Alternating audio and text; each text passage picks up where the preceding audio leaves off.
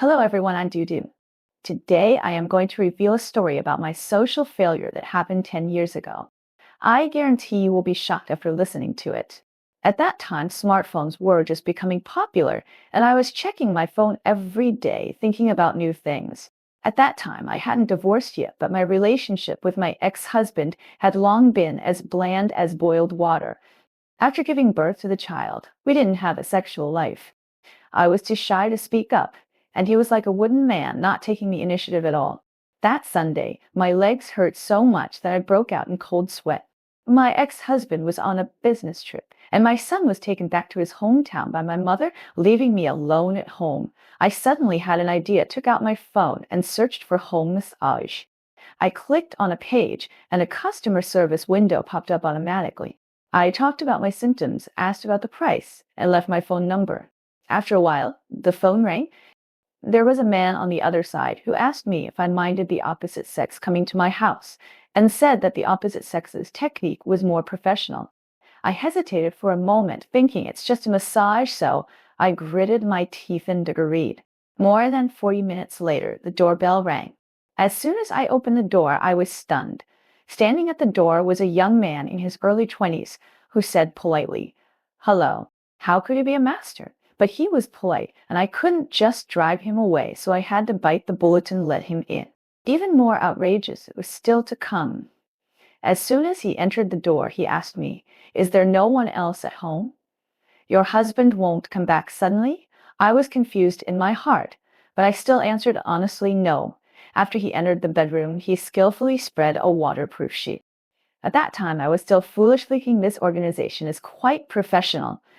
Then the technique was indeed good, but as he was massaging, his hands slipped from my calves to my thighs.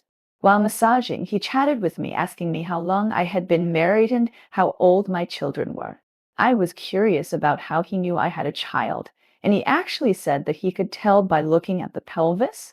Wow, this skill is even better than a fortune teller. Then he started to promote pelvic repositioning.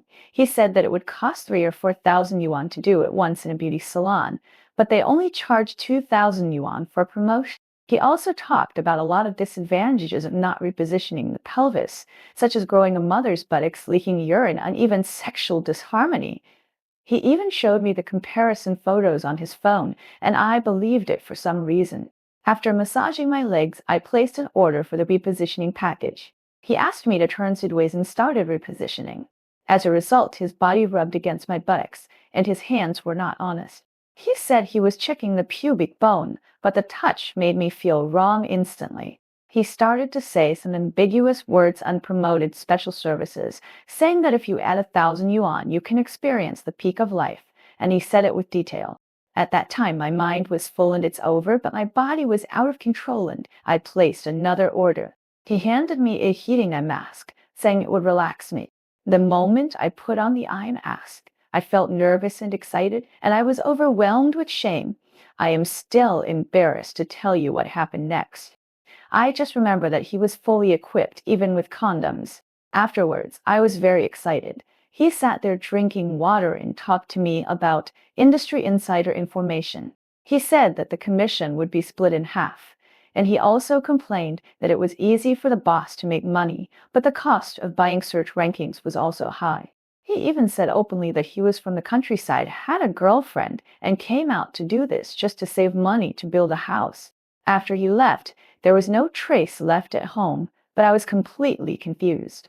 When I came to my senses, I was completely sick. My mind was full of AIDS and STDs. I searched for symptoms on the internet every day and collapsed for 3 months. It was not until I went to the hospital for a checkup and confirmed that I was fine that my heart fell back into my stomach. Later, my ex-husband cheated on me and we divorced. I opened my own store and lived a good life, and I also had a new partner. But who would have thought that 10 years later I would actually run into him again? That day, my best IE and I went to a hotel for dinner and I recognized him at a glance. He was standing in the lobby, and now he is the lobby manager. My heart was beating like a drum, but he didn't recognize me at all. After drinking some wine, I walked up to him with courage and whispered, "I know you." He was stunned for a moment, and he could actually chat with me with a smile. I asked him why he didn't do his old job anymore. He said that the crackdown on pornography and illegal publications was strict and he couldn't advertise online, and his boss was also arrested. I asked him again if he was married, and he nodded and politely wished me a good meal. Looking at his back as he left, I couldn't believe that I had such a ridiculous experience with this person. Now, when I talk about this kind of thing with my sisters, I will use my own blood and tears history as a negative example. The 3,000 yuan I spent at that time was a small matter. The most terrible thing was that I had AIDS phobia and didn't even dare hold my child. Thinking about it now, it's really not worth it. But come to think of it, this experience is not all bad. It made me realize who I am.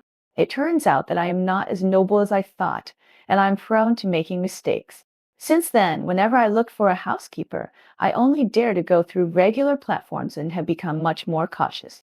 If you also have any socially unsuccessful Black history, come and tell me about it so that I can have some fun too. Well, today's video ends here. Everyone is welcome to leave a message to discuss. We'll talk again next time. Bye.